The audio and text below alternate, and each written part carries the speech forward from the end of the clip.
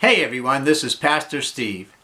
Is there prophetic significance to the chaos happening in Israel? Let's talk about it. Israel itself is a major prophetic sign.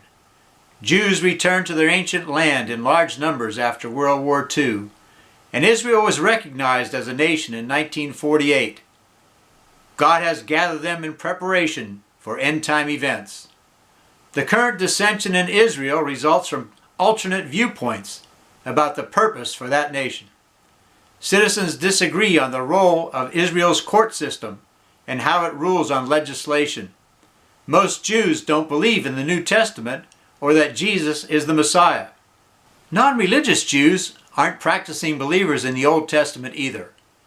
Most of them want to be free from religious authority. The religious Jews, including strict groups called Orthodox, desired to rebuild the temple in order to speed the arrival of Messiah.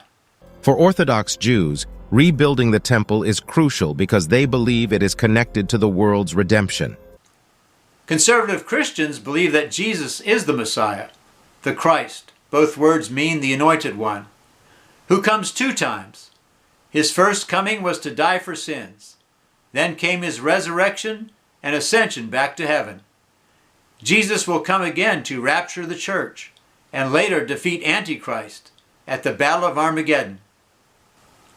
The Israeli court influences whose goals can be realized. The religious parties currently control the legislature, known as Knesset. They don't want the court to block their plans, which include rebuilding the temple. Gershon Solomon and Chaim Richman support the temple. Solomon strongly believes that the Temple Mount should be at the center of Israeli life, stating that it is essential for the completion of the redemption of the Jewish people in the land of Israel. Rabbi Chaim Richman, from the Temple Institute, asserts that rebuilding the temple is essential for solving both global and Jewish issues. To Orthodox Jews, restoration is the key to resolution. Regardless of the outcome from recent disturbances, the Bible predicts that the temple will be rebuilt. It will be standing in Jerusalem during the Great Tribulation. The prophet Daniel wrote, "The prince who shall come causes sacrifice to cease, and causes the abomination of desolation."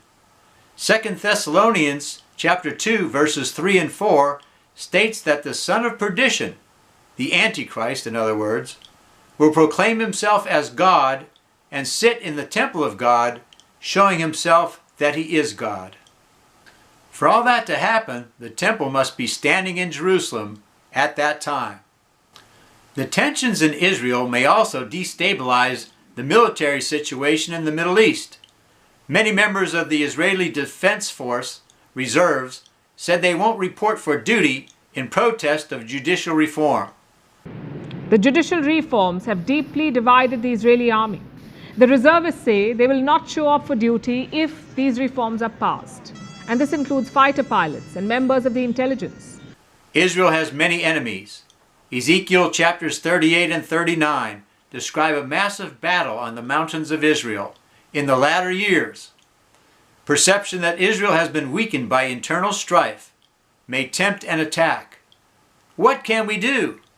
Jesus told us to watch and pray and preach the gospel. Psalm 122 verse 6 says, "Pray for the peace of Jerusalem. They shall prosper who love you." Peace in Jesus. Israel needs prayer in these times of turmoil, strife, and confusion. The ultimate solution is Jesus, the true Messiah of Israel and the world. Thanks for watching. Please give this video a thumbs up, subscribe, and share with your friends. I'll see you next video. Here are a couple of options.